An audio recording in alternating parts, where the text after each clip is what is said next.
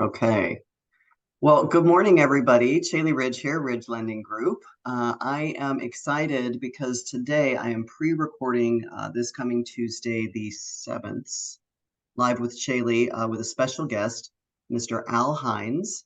He is a client of Ridge Lending and an investor, obviously, and he has what I believe to be a very unique story, or maybe some stories to share with us, and how he's been able to successfully achieve some pretty substantial goals and milestones over the last few years, taking properties and identifying certain value adds in the property and using a certain amount of capital and then turning it into 2 and 3 times the value in an investment, that cash flow. So I'm going to be asking him some questions. He has graciously agreed to be here with me this morning, Saturday morning, taking time away from my hair, a 1-year-old in the adjoining room. So we may hear some background noise. We'll see what happens there. Alex, thank you so much for being with me. Yes, good morning, Caeli. Thank you so much for having me. It's a pleasure to be here. Big fan of your show, and Thank you. love working with you guys. So, Thank you. Thank you. I appreciate that. All right, so we're just going to get right into this. I'm going to pull up some of my notes here because I've got some questions that I want to ask you. First and foremost, everybody, let's get to my notes right here. First and foremost, I just want to kind of set the stage here. Alex is a real estate investor. He started his journey about 3 years ago during the pandemic, which is unique. And he has now currently a total of 6 rentals, the equivalent of 10 doors. He just sold a fix and flip. So he has a nice balanced portfolio from what I can tell of having some buy and hold, and he's been successful in purchasing and then reselling for the profit, which is also kind of unique for having only been doing this for about 3 years. He also shared with me before we started recording here that he started with single family residence as his kind of core strategy. And it appears as he's moved up or maybe just diversified and also into the 2 to 4 units. We'll get into some of those questions in a second.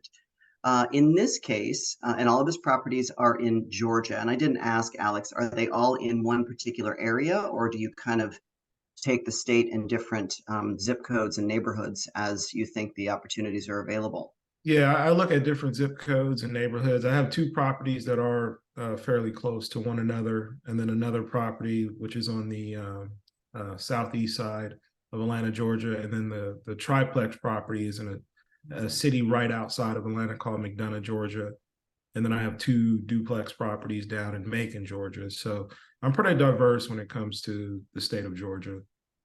And you're pretty familiar with those different areas, right? Have you lived I there your am. whole life? I am actually, well, I've been here since college. I Okay. started college here back in, wow, 1998. So, You just dated yourself, dude. yeah, it is. It's such a long time ago. But yeah, I'm pretty familiar with the state of Georgia. Certain areas of Atlanta, obviously, which are up and coming, I've been paying close attention to.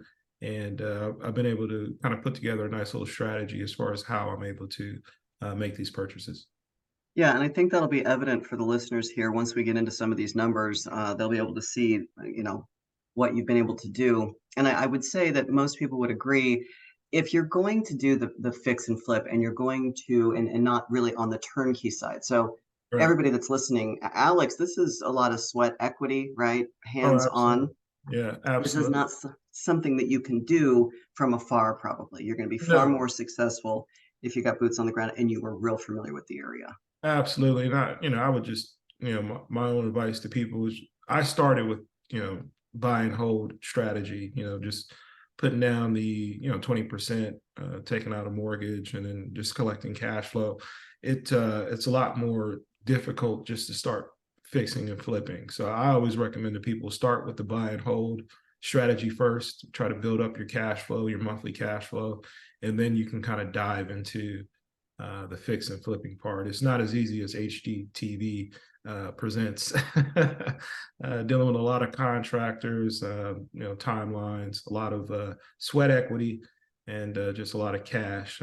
Unforeseen issues arising obviously comes up all the time. So um, this was a great learning experience for me, taking on that fix and flip. Yeah, I think that's great advice. I would give the same to anybody that would ask my opinion. Start small, start on the lowest end of the risk spectrum, and that would be either, finding it yourself or a turnkey buy and hold. Single family residence, don't complicate things with extra units.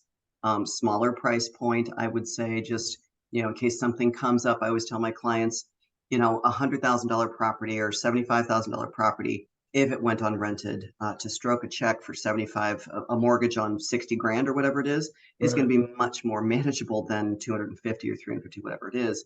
But Absolutely. getting your sea legs, right? Just understanding some of the mechanics of getting into real estate investing, starting on that easier, less complicated side. I think that's really wise advice. Uh, Absolutely. Okay, so I'm just going to kind of paint the stage for everybody and go over some of these numbers.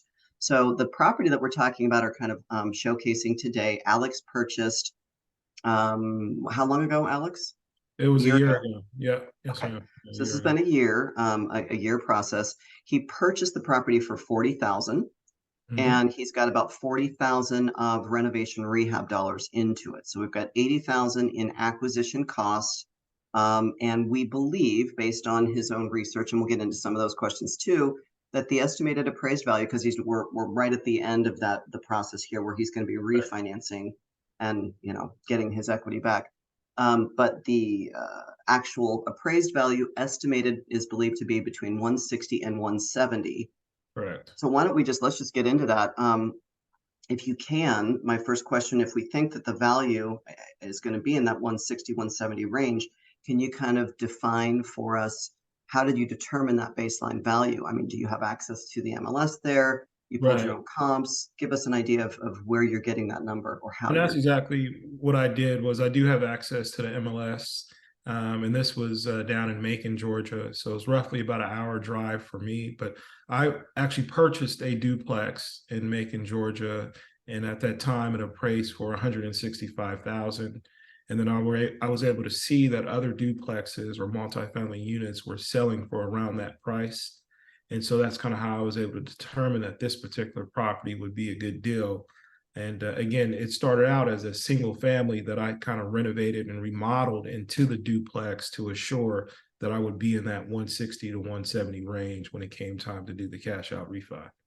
Yeah, I'm glad you said that because I may have missed mentioning this on the front end. So, guys, he found this property, 40,000. It was a single family when he acquired it. However, it was zoned via the city as a duplex. So, Alex, can we talk about that a little bit? Because I Absolutely. know, Yes. dealing with the city planning and zoning and all of that stuff, very specific to a county or a city, harder or easier. How did you go about that? How did you even identify that it was zoned as a duplex? If you can kind of take people through what access or what databases you went to find that out. Yeah, of course. And what I did was, again, since I don't live in the Macon, Georgia area, I actually know a general contractor down there who assisted me with this project. And he was able to go down before I even purchased the property, go down to the planning and the zoning commission and kind of pull the records and make sure that we could do the project legally, right? Because we had to redo all the plumbing, electrical, and all that stuff. And we added on a bedroom. So before I even purchased and got started, I made sure that I had my I's dotted and I crossed my T's. And he was able to pull that information. And that's how I knew, okay, well, this is a legally zoned to be a duplex for that particular area. And it was And that was fairly, the intention. go Sorry, ahead. please continue. No, no, go ahead. I was just saying it was fairly easy to do by having somebody who actually is a general contractor in that area who has connections and can go down there and pull that information. Yeah. And so from the beginning, from the get, you saw the property, you saw the Mhm. land, et cetera. You had full intentions of making it a 2 to 4 potentially. It was never going to be intended as a single family. You always wanted to, even before you knew it was viable. That was the intention. Correct. Absolutely. Okay. That was the Okay. intention going in.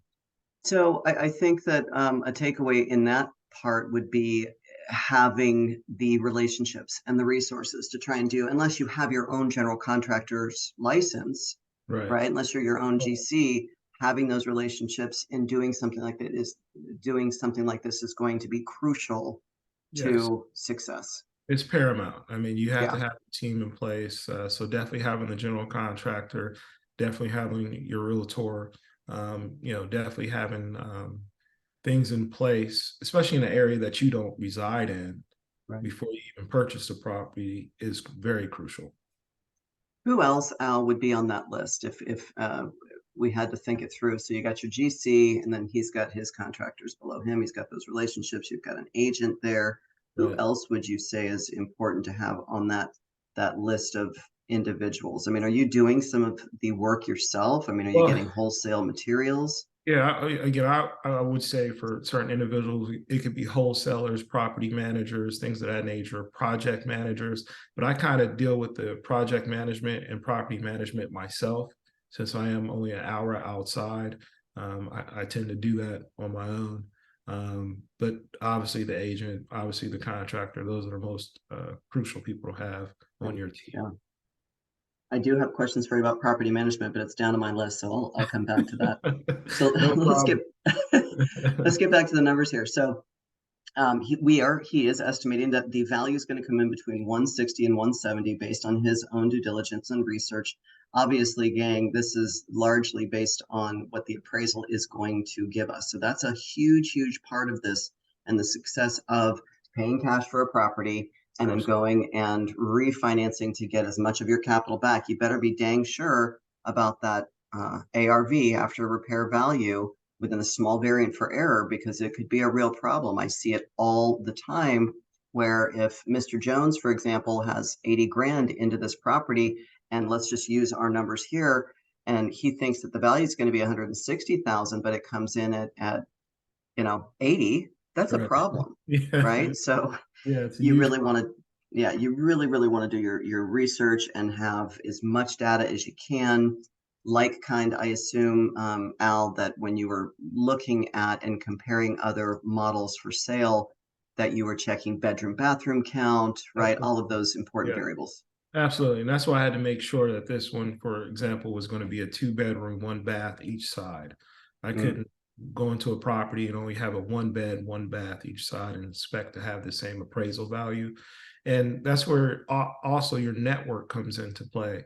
Luckily, I've been able to meet and do business with a lot of other investors in the Macon, Georgia area who are able to kind of give me some guidance as far as what areas to purchase in, again, what values can come back in those areas. Before I even purchased the property, I knew going into it, with this particular area, there's a lot of renovations going on the MLS. There's a lot of property selling for that price in that area. So before I even made that purchase, I had a strong feeling that I would be able to pull out the majority of my money um, fairly yeah. easy. You said network. So are these like on social media platforms? How are you finding these other like-minded individuals in that area? Were they introductions from the GC? How did you You know, identify those people? yeah, introductions from the GC, just kind of going down there to RIA's real estate investment meetups. Relationships is a big part of real estate. I think sometimes people don't understand that. And even it's funny because the first duplex that I purchased, that's how I was able to meet my GC, was because he sold it to the investors that bought it, that I bought it Really? from. And so, we made that introduction. And then from there, I met other investors down in the Macon area, Savannah area, things of that nature. So just relationship building, just old fashioned. Not, I know you can do that on Facebook, which is great, but I'm an in-person kind of person. I like going to these meetups. I like talking to people, going out to coffee and having those conversations. Eyeball to eyeball, I couldn't agree more. And while you've got the technology to do it virtually like we're doing here, Sure. I agree. There's really nothing that takes the place of that physical interaction. I totally agree. Okay, let's talk about how you went about identifying this property. I mean, I'm sure that you found, I mean, there were others that you looked at, that you passed on, et cetera. Was there anything in particular about this one that you saw? And when you saw it, you only saw the outside, of course. How Sure. how do you know? You've done this enough times that can you just now see something in the distance, say, okay, that one's probably going to be one that I'm going to acquire? What does that process look like? Well, for it's location, location, location, and then I look for Mm, specific things like if there's universities, if there's hospitals, if there's other renovation projects within that area. So I looked at it from that totality. There's a Mercer University where this particular property is only 10 minutes from. So in case, students might need housing, I have that option. It's not too far from the north side of Macon. It's kind of right there in the middle to where you have your hospitals. So if I wanted to go the traveling nurse route, I know that I had that option. And then again, I looked at that specific area and saw that there were other renovation projects going on in that area. And so when I see that, then that tells me, okay, this is an area that's up and coming. They're investing a lot into this area, and I want to be a part of that. Yeah. So I'm going to recap some of that because I had a few takeaways. So Sure. location is what Al said. And largely part of that comment was about the tenant population, right? Where is Right. his pool of tenants going to come from? The second thing that I pulled from that is that he's got plan A and plan B, right? He's got a long-term tenant database and potentially a midterm tenant database. So he's going to have Absolutely. both. I think that's very smart. You guys are always hearing me talk about diversification in all the different facets of real estate investing, market, type, strategies, short-term, long-term, midterm, very, very important. So he had his backup plan. I think that's extremely smart, especially for somebody that's been doing this. And 3 years is a good chunk of time, but it's not the investor that has 10 or 20 years under his belt. And in many cases, that's how long it takes for some people to learn those lessons. Um, I think that's very wise. And then the other thing that I took from that, and Al, you tell me if this is right, because you saw that other activity, other developments going on there, in my mind, that could signal or trigger that it might be a city that's a little easier to work with. And guys, that's not always the case. You can't assume that going into this kind of strategy that the city is going to be investor friendly. That's just not a foregone conclusion. Is that something that was a trigger for you when you saw that there was other renovation and things going on, that it's going to be easier to deal with the city? Yeah, absolutely. And that turned out to be true. Like the city itself is a smaller town, right? Macon is not as large as like in Atlanta, Georgia. And Right. so it's a lot easier to go in and talk to people and kind of see what's going on. Even pulling the permits was a non-issue. It was pretty simple. You could talk to people directly. And I've had a great experience so far working down there in Macon. Oh, I will say because that, go ahead. no, you please. Well, I was going to say that there's also a lot of lessons that come along with that in terms of making sure that you do your own due diligence as far as, your own research on areas, own research as far as title work on the particular property, because sometimes in those small areas, um, operationally, they might miss certain things. And so if you're taking on a project, you want to make sure that you do your own title research so you know exactly what's going on with that project or that property. And again, you want to dot your own I's and cross your own T's when it comes to that. So That's a good point. And let's segue into that. There can be lots and lots of red tape. So kind of just quickly going back to the city and the ease and dealing with that process, red tape, right? Bureaucracy. absolutely, yeah, But Al, tell yes. me about the title work. So how did you gain confidence that it was clear title? And by clear title, guys, for those that aren't familiar with this, making sure that there's no existing liens or encumbrances or clouds to title that could otherwise be problematic if you don't find those in advance. If you purchase this property and you didn't do the due diligence that Al was talking about, and you Right. come to find out there's a $60,000 mechanics lien on this property, that's first lien position. That's getting paid no matter what. And if you didn't see it, that's a problem. So what was the process? How did you go about, or who did you go to find that title was all buttoned down? Well, first of all, I went through a closing attorney, and I was able to acquire title insurance on this particular property, which I urge everyone to do, because that protects you. That hey, that they did their title search, everything came back fine, and it's to work out. So I closed it through a proper closing attorney, title company, had that insurance, and I wanted to make sure everything was clear, obviously before I purchased it. But even within that, I do have to tell this story because it's pretty relevant to why it's taken so long as far as the renovation. Even by doing that, what I learned was you still want to do your own title search on the property ahead of time before you even go to the closing table. Because with this particular property, it was purchased at auction. I didn't know that. I was purchasing it from another investor. I thought it Mm, was just his property, but apparently it was purchased at an auction a month before I purchased it. And usually they give you time to redeem, normally of 60 days. So, but because he quick deeded the property from his personal name into his business name, that caused issue with the property, which I didn't know about until almost 6 months later, that the property, since the paperwork wasn't done right, that I had to actually go back to the land bank, which was the rightful owner of the property because they had it at auction. And then they eventually had to quick deed it over to me. But because I went through a closing attorney and they did have the title insurance on the property, they were able to take care of it for me. So where it wasn't an issue.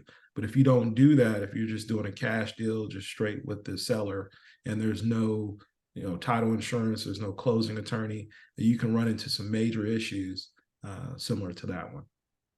So guys, I'll recap that. So while it sounds kind of wonderful in today's day and age, just a handshake and cash exchange, especially in this case, that could have been extremely problematic for Al, because if he didn't have that title insurance, and just to clarify what that means is that the attorney that he hired, and going back to that group, that support team, we talked about the GC, we talked about the agent, a closing attorney, if you're in an attorney state, sometimes it's going to be called an escrow officer. In this case, it's an attorney, closing attorney.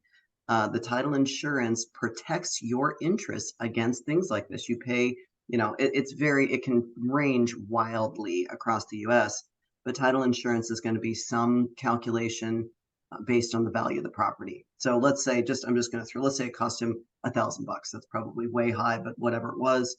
But that ensured that if there was something that came up on title, he purchased the title insurance.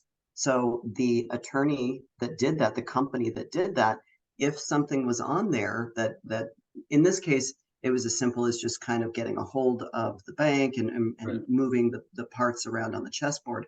But let's say that there was a lien that wasn't discovered within the title search. The company that Al would have hired would have to have made it whole. They would be the one cutting a check to clear that title, make that title clear. So huge in terms of that due diligence that Al keeps talking about.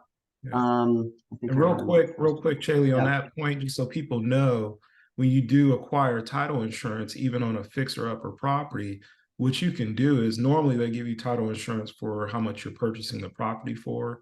But what you can do here is that if you have a GC in place, they can submit kind of like an invoice as far as what the work is going to be. And so you can actually receive more title insurance based off of what you purchased for the property, as well as the renovation cost. So that can also be tied into your title insurance, which I learned that within this process. I don't think I knew that either. So yeah, so instead of $40,000, that was the purchase price. Right. You probably got it for 160 or whatever you think the value was going to be of the property. Right. For example, if I paid $40,000 for the property, but let's say it was going to take the $40,000 to fix it up, I can actually get title insurance for that whole $80,000, opposed to just the $40,000, as long as I submit what the work order is going to be and the estimated cost ahead of time before I purchase the property. The amount extra to go from the 40 to 80 was probably inconsequential in the big picture. It's like most insurances, right? Yeah. Absolutely.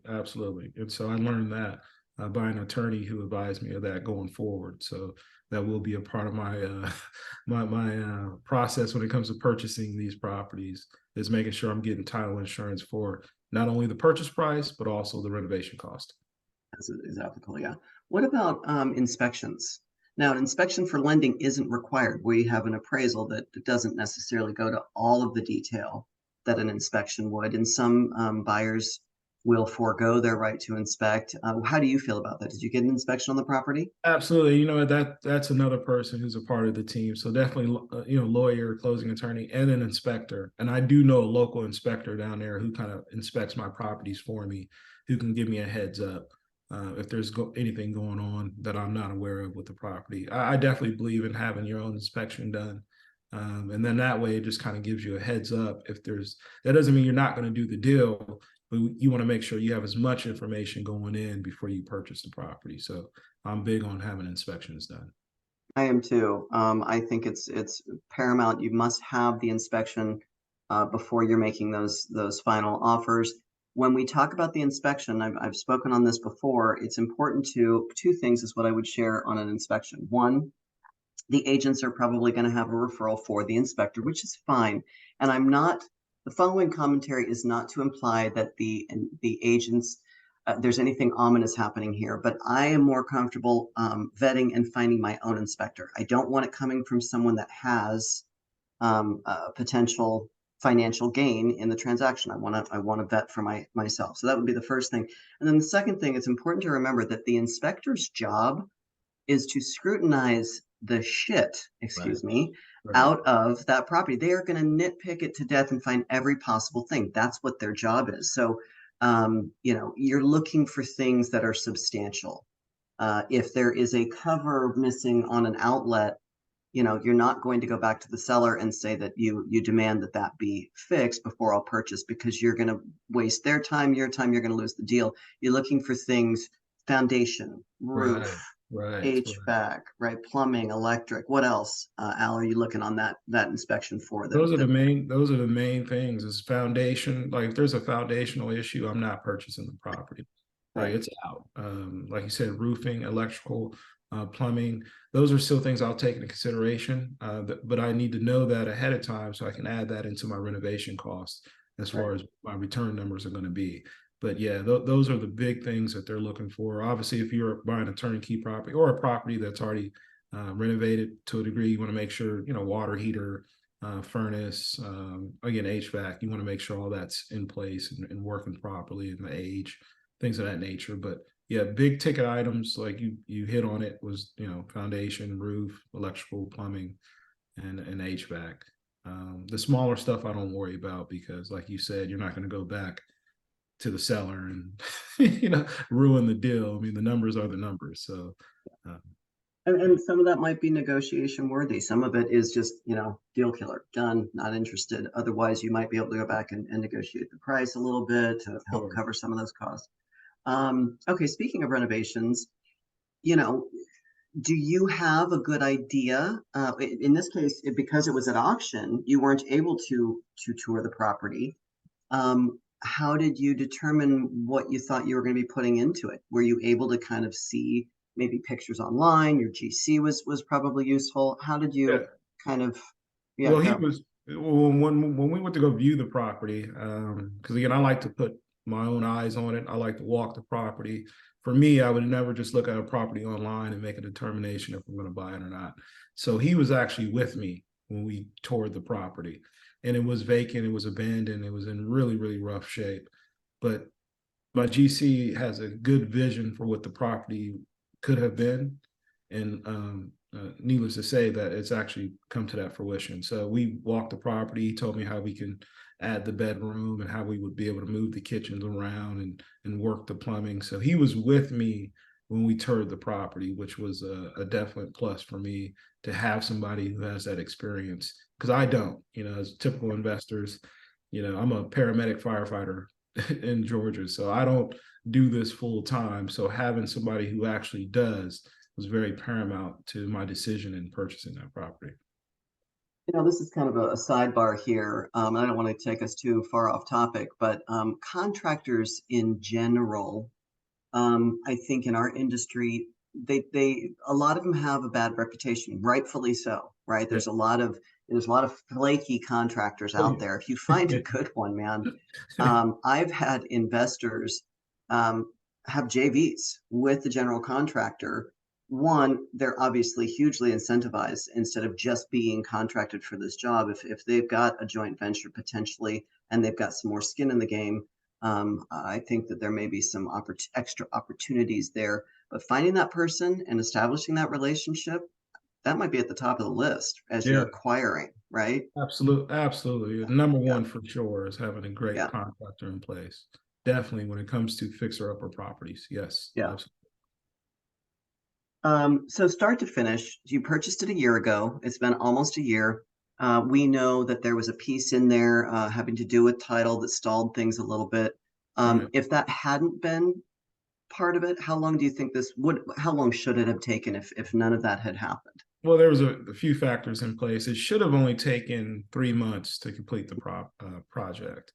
Um, what I did was I took on another project. So I kind of got the fever, and I was like, man, this is going great. This project's good. Let me take on another one. I had an opportunity come along, and I took on another project, and I kind of put my project to the side because I did partner with somebody on this other project. And in retrospect, I probably should have stayed focused on my project, completed it first, and then went forward. But it worked out because of the issue with the land bank. So even if I would have completed it at that time, I still would have ran into that issue that I had to deal with, which literally took 6 months out of the equation. So, but going into it, the project should have only lasted 3 months. Okay. As a result, so that brings up kind of a good point. I would say that as investors, it's going to be impossible to prepare for everything. Right. Impossible. There's Right. too many variables to ever try and prepare yourself for every one of them. So I think that it makes sense then to have certain buffers or Yes. guardrails in place that will help you through. So in this case, you tell me if this is right, Al. It was just a matter of your capital being tied up. Were there other carrying costs that you could have been or should have been prepared for? You were prepared for? Right, right. And that, well, and there was, because obviously it was interest payments having to be paid on certain things that I had So out you there. had a loan. You did. It Yeah. wasn't just your cash. Okay. No, it So yeah, wasn't tell us just my about that. cash. Yeah, absolutely. So I was able to take out a loan because, again, I'm new in this investment journey, and I started to realize how you were able to kind of use other people's money, i.e., the bank, to go purchase these properties. So not all your capital was tied up into the property, and then obviously I had reserves that I was able to pull from. But yeah, so I had interest payments that I had to make on loans, which it worked out for me because I had my buy and hold properties. So it didn't really come out of my pocket. And it was pretty much my tenants that were paying it. But yeah, that caused an issue because I was taking on too much at too little of a time or too soon of a time. And what I should have did was just focus on finishing my project initially, and I wouldn't have had to make those extra, interest payments. I could have just been done with it and moved on. Yeah. So yeah, that was a learning. Hindsight, right? Yeah. Yeah, that was definitely a learning lesson. I think in general, most investors on just a quick turnkey buy and hold, they want to have 2, 3 months of reserves, right? Absolutely. Yeah. PITI. Yeah. Yeah. On a fix and flip, I think that probably doubles in some cases, four to Doubles six and months. triples. Yeah. Yeah, right. Just to Yeah. have. The other thing I would encourage you guys to do is make sure you understand the terms of the financing. If you've used financing, make sure you understand the terms, because if there are delays outside of your control, and there are more than 50% of the time, if I had to estimate that, what happens if you go beyond the balloon date, right? Let's say this was a Right. 12-month term. What Right. happens if you need another 3 months or 2 months or 1 month or whatever it is? You want to ask those questions of the lender. Chances are there are costs involved. Okay. It's Absolutely. not Yeah. right. They're not going to just out of the kindness of their heart say, oh, no problem, we'll give you another 6 months or whatever it is. They'll say, sure, but you're going to pay a point or whatever. So just make sure that you ask those questions and you understand what it means if you're going to go beyond the 6 or 12 month term that you originally signed up for. Absolutely. Yeah. Totally agree with that. Um, let's switch to the financing, and then I have a couple other questions. I think, God, this has been great. I think there's so Yeah. much good information here for people. Awesome. So the takeout financing, Al, when we're going to go do the refinance, was there anything? I mean, obviously, you've been doing this for a while. You know what kind of goes into the qualifying of it, maintaining that you've got your debt to income ratio is in place. You probably have a good feel for that. Credit maintains Absolutely. at its level that it needs to be. You have 6 rentals, which means for financing, at least conventionally, you're on that edge to where the credit score requirement is hard and fast. Um, anything that you would say about that? I have some comments that I'll throw in there for people, but anything you observed that you could have done differently or that you feel like you did really well? Well, I mean, just basically already putting ourselves in a position to where we could carry that kind of project, if that makes sense. Like being in Yeah. a position to where our credit score was solid in place, being in a position where we had the reserves on hand and not being, cash strapped, and just kind of being in a position to where we lowered our debt by me doing the house hack here. That kind of took away our biggest expense, which would have been our mortgage payment, which again, I make $500 a month currently by living in the place that I'm living in. So the fact that we kind of set ourselves up to be in that position to kind of take on those projects was the biggest takeaway. And then again, having that cash flow in place to offset any issues that may have arisen, which there were, but we had the reserves to kind of take care of it. We had the cash flow to take care of it. So I think being well prepared is the biggest takeaway, because when you take on a project like this, there's going to be unforeseen issues that come up. It's just Always. there's no way of getting around it. It's Yeah. it's going to happen. So It's called heads up ball, guys, right? You've got to be playing heads up ball. And while we said you can't prepare for everything, you do want to have preparation in your back pocket. You want to have those reserves. yeah. Al talked about leverage and the credit score. So let's say, for example, one of the things that resonated in what he was saying that I want to share with you. Let's say that you had to use your own credit for some of the renovation, right? You had credit cards that you charged up, and this is very common for fix Oh and yeah. flippers or fix and holders, right? Yeah. Making sure that you got to time this, right? This is a jigsaw puzzle kind of. So knowing, getting the information from your lender, ideally working with a lender that is profoundly focused on educating its investors. Okay, that's I think one of Ridge's greatest value adds. But as it relates to this topic and the credit scoring, if you've utilized credit cards, for example, your utilization of those credit cards is going to be high. Yeah. Nothing can hurt a credit score more than having a credit card that's over 50%. If you're 100% leveraged on that credit card, even if it's because of this project and it's going to be a short period of time, it doesn't matter. The score is going to impact, it'll either disqualify you altogether or create a scenario where the interest rate you're going to get is not as favorable as it would be if the score was optimized. So getting with your lender and understanding the nuance or the underwriting guidelines, taking a look under that hood that says, okay, we want to keep your credit score at 760 or above. In order to do that, our credit reports are good for 120 days for this particular loan product. We have 4 months to utilize a credit score Right. before a new one is required. So if you have that information and you're working with a lender that understands investor needs, then you sequence it or time it appropriately before those cards have necessarily maxed out, right? We want to pull Absolutely. your credit here and now go ahead and do that. So communication, I think, is key. That would be the takeaway, communicating with your lender and making sure that they're aware of what your plans are. There are going to be things that come up, but that preparation, I think, is key. So yeah, thank you for that, Al. Let me move on. I know I'm taking up your morning here. You've been so generous. Um, okay, I think then just a couple more questions. Are there hard, non-negotiable must-haves or must-dos based on your experience? If you had one or two or three, if you want, just absolutely have to have or do to make these transactions successful. Well, first and foremost is again the title search. Going forward on these cash properties, that's a non-negotiable. I have to do that ahead of time, period. Especially in certain smaller markets, I want to take that ownership on me and make sure I know everything that's going on with that property before I purchase it. So that's definitely something I have to have in place.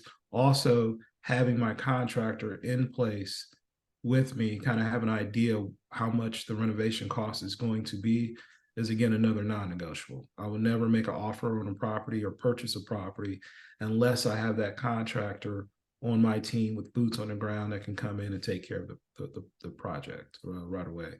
And then not over leveraging myself in terms of taking on multiple projects at one time, especially as a smaller investor who's still building his team. That's also very important. So those are my three for sure. I would agree. Yeah, excellent.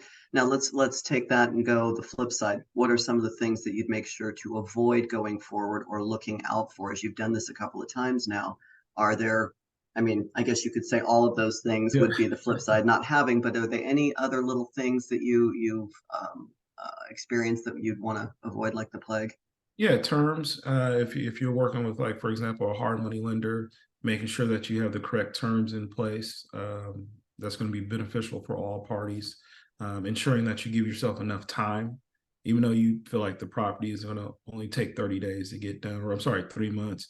Realistically, schedule that out for 6 months, 9 months, even a year. Give yourself some room, just in case something were to arise or come up. So those are the two biggest takeaways on the flip side. And then, for myself, just making sure that I'm able to carry that kind of project with my capital being tied up in it, to where it's not going to cause any type of hardship on myself and my family, is also very important when it comes to these flip projects.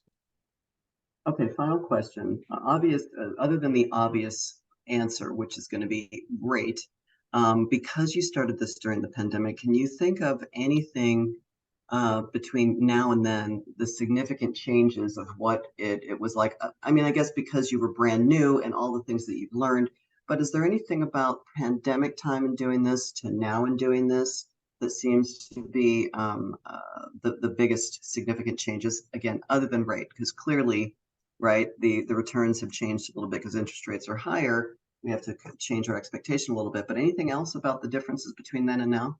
Um, Not really. I would say for myself is that even when the pandemic was happening, people were telling me this is a bad time to buy. You can't find a deal, and they're still saying that now. I would say that They're it, always saying it, Al. For they're always 25 years. so for me, my biggest takeaway is that you can always find a deal. You can always find the number that's going to work for you. You can always find a strategy that's going to work for you, regardless of whatever's going on. So interest rates are higher now. Yeah, it's a lot more difficult. Prices of homes haven't really come down. So you still have to, find that jewel, that diamond in the rough, but it's still possible. So for me, it's just understanding that regardless of the time or regardless of what's happening in the market, that you can always find the right deal that fits you and kind of what your buy box is, and you can move forward. So I would say inaction is not an option. So you can always take action at any time, and you can always find a strategy that works for you. That's my biggest Yeah. thing. I'm so glad you said that because I absolutely could not agree more. There's always opportunities out there, guys, for real estate investors. It may mean that you got to work a little bit harder to find Yeah, them, yeah, yeah. but they're there. You're just going to have to kiss a couple of frogs, needle in the haystack, all of the trite uh, analogies that you can use. They're there. They're out there. You're just going to have to go find them a little bit, and it'll be worth it. Alex Hines, man, I owe you something good. Maybe credit on an appraisal or something, some lender credit for doing this. Thank you so much. I really do think there's going to be some huge value for the listeners and what you've been able to share. And if you are a willing participant, maybe when all is said and done, we come back and just do a follow up and see how it all worked out. Oh, you know what? I didn't go over real quickly, guys. So let's just, for example, I want to use Alex's numbers. I didn't do this. So let's use the middle of the road. We said 160 to 170 is going to be the approximate value. Let's say that it ends up being 165. This is a 2 unit. We're going conventional on the financing. He's owned it for a year, so we don't have any more seasoning issues. I'm not going to get into that part of the financing guidelines. But at 165, 70%, because it's a 2 unit cash out refinance, is going to be 115,500. Okay, let's say that closing costs just for round numbers are going to be 5,500. Alex is going to pocket 110,000. He has 80,000 into this. You guys can do the math. Not bad for a year's worth of work, right? I Right. mean, that's pretty slick. And even at today's rates, I know that you've done the math already. Total rents on these 2 units, did I get it right? I had $2,400 written somewhere. Is That's that correct. correct? Yeah, yeah, that's correct. Okay. So uh, taxes and insurance, all inclusive, et cetera, we've got some decent cash flow coming out of this at the end of the day as well. Yes. Absolutely, yeah, of course, and it's kind of like hitting a home run, because in these Burr kind of properties, you usually don't hit home runs where you're getting all your capital back. But I'm actually able to do that, and then I'm able to cash flow at a pretty good rate to where I can have my monthly income rise with my cash back, and basically no more money left in the deal, which is awesome.